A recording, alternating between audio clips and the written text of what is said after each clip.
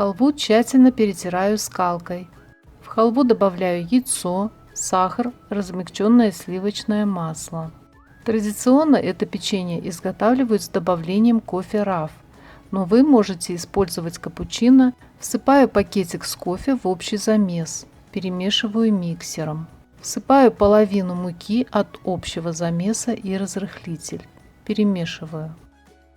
Всыпаю оставшуюся половину муки, перемешиваю насадкой для замеса теста.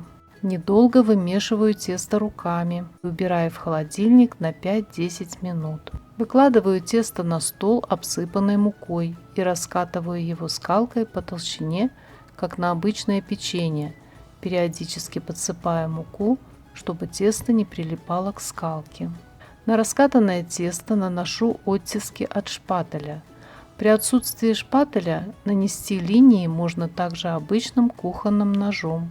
При помощи круглой формы вырезаю заготовки из теста. Если нет в наличии специальной формы, вырезать круги можно стаканом. Обрезки теста отделяю от круглых заготовок. Перекладываю заготовки на противень, выстеленный пекарской бумагой.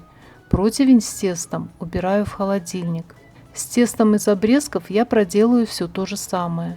В итоге у меня получилось 20 заготовок диаметром по 6 см.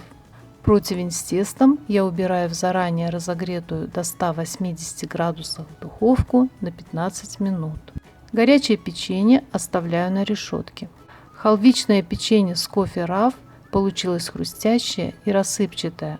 Понравится всем любителям халвы. Приятного аппетита!